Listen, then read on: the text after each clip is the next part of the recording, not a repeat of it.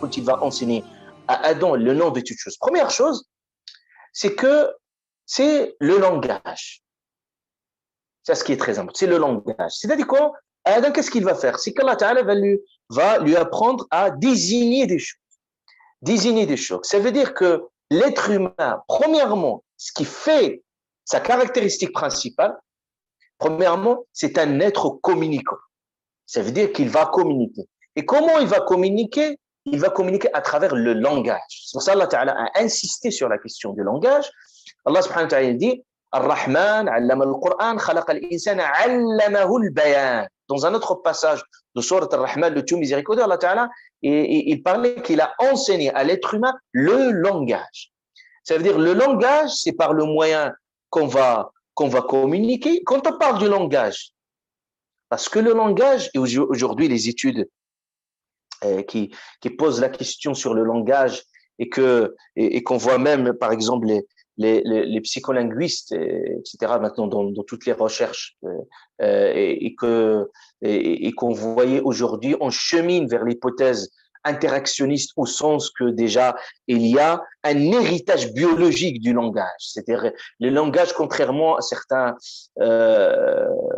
courants psychologistes et les behavioristes qui considéraient que le langage on l'acquiert juste à travers l'interaction avec le milieu social et qu'il n'y a rien de biologique d'inné. Donc maintenant, on chemine vers des hypothèses de plus en plus très sérieuses de dire qu'il y a un patrimoine déjà, qu'il y a un héritage biologique, parce que sans cet héritage biologique, on peut pas avoir l'habilité, la prédisposition de s'exprimer, la prédisposition également de parler. Donc le langage déjà, il y a un côté qui est inné, donc à travers un patrimoine biologique qui fait que l'être humain puisse communiquer, puisse avoir le langage. Et puis l'interaction avec le milieu social, ça aide à développer le langage. C'est-à-dire si votre milieu il est très riche, et si votre milieu où il y a la possibilité d'apprendre plusieurs langues, vous pouvez les apprendre facilement. Et s'il y a une stimulation de l'environnement, ça permet au langage de se développer. Donc ça, c'est juste entre parenthèses pour dire aussi qu'on dit wa'allam, c'est qu'Allah subhanahu wa ta'ala qui donne. Même aujourd'hui, les hypothèses vont au-delà de ça. Vous voyez qu'aujourd'hui, même le fœtus, rien que, c'est-à-dire, je parlais même les 2 mois, rien que quand les cellules, par exemple, les cellules qui se constituent, les premières cellules qui se constituent, vont donner l'essence à, par exemple, à l'œil, donner l'essence aussi. On voyait déjà qu'il y a des études qui montrent déjà que le fœtus déjà il interagit avec le sang extérieur, c'est-à-dire de sa propre maman. Il interagit et même une reconnaissance déjà de la voix de sa maman. Donc, on voyait déjà à travers des études très sérieuses là-dessus. C'est-à-dire comment dire quand il va naître. Déjà, on voit déjà que dans la création d'Allah subhanahu wa ta'ala, on voyait déjà cette question du langage. Donc ici, le langage, c'est très, très important parce que quand je dis le langage, c'est automatiquement, il est lié à la raison. Parce que un être qui va communiquer, ça veut dire qu'il y a un lien avec l'apprentissage. C'est-à-dire qu'il y a l'être humain, il est prédisposé à apprendre. C'est-à-dire il va apprendre de nouvelles choses. Alors que vous voyez que par rapport aux autres animaux aujourd'hui, toutes les études qui essaient un peu d'entraîner, soit par exemple on prend juste l'espèce un peu le plus proche, on dirait au niveau des espèces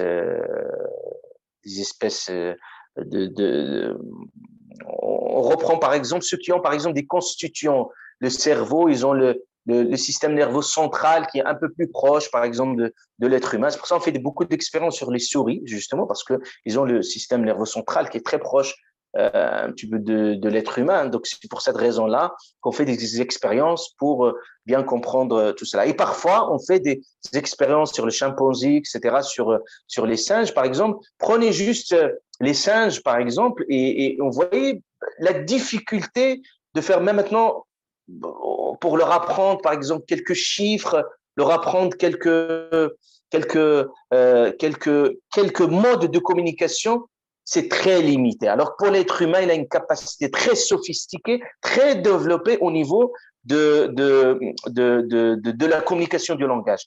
Par exemple, prenons la baleine qui a le plus grand cerveau, je veux dire, par rapport à tous les êtres qu'on connaît, c'est le plus grand cerveau. Pour autant, on voit que la seule communication, ça veut dire la communication la plus complète d'une baleine, c'était quoi?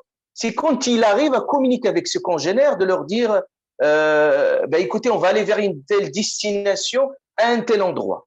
Pas plus, pas moins. Donc, il n'y avait pas d'échange, il n'y a pas un langage qui permet vraiment d'aboutir une communication jusqu'au bout. Et quand on parle du langage, ça veut dire quoi? Quand on parle du langage, qu'on parle de la raison, et on parle de la communication, ce qui va faire encore la spécificité de l'être humain, c'est la capacité d'abstraction. C'est-à-dire, on peut dire les autres êtres, ils sont dans une forme de communication un peu, on peut dire concrète, par rapport à ce qu'ils vivaient. L'être humain a cette capacité du concret d'en faire une abstraction, des concepts. Ça veut dire, ce qu'on voit, ce qu'on regarde, on a la capacité d'abstraction. Et la capacité d'abstraction, ça veut dire la capacité de symbolisation, de donner des symboles à des choses. Il y a également le côté émotionnel, c'est qu'on apprend également, il y a aussi le sentiment qui va aussi avec notre façon de percevoir les choses, les sens. Donc, vous voyez que l'être humain va au-delà de ça. C'est un être de raison. Donc Allah subhanahu wa ta'ala va lui donner cette intelligence. Rien que ce cerveau humain, c'est une machine incroyable. Vous voyez, le cerveau humain, 100 milliards de cellules. C'est-à-dire 100 milliards de cellules. Chaque cellule est connectée à 10 000 autres cellules.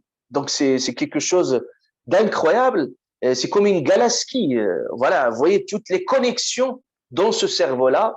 Et ce cerveau-là, comment on apprend, comment ça fonctionne notre apprentissage, c'est justement en lien avec l'être humain également. Il a la capacité d'imagination, c'est-à-dire qu'il peut aller au-delà, il peut dépasser même, il peut même à travers le langage, parce qu'à travers le langage, on communique et même des générations qui ne se retrouvent pas à la même époque, mais ils peuvent se comprendre. Par exemple, aujourd'hui, on peut lire des ouvrages, des personnes, ils ont vécu il y a des siècles et des siècles, mais c'était le langage qui va permettre, bientôt. Imaginez-vous, s'il n'y avait pas les langages, la difficulté de vivre.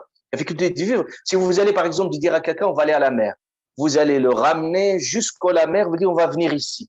Alors quand vous dites la mer, tout de suite, ça fait évoquer quelque chose. Et en plus de cela, l'être humain, ce que vous imaginez, l'être humain, ce que les psychologues cognitivistes appellent, il a ce qu'on appelle aussi la métacognition. Ça veut dire quoi? Ça veut dire qu'on a une cognition, donc on réfléchit, on apprend, et on verbalise même. C'est étonnant. L'être humain peut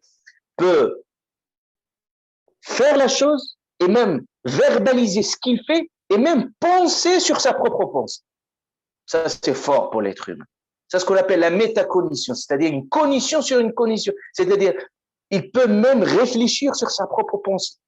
Donc, sa pensée il est un sujet, en même temps un objet qui peut regarder sa pensée et même l'analyser.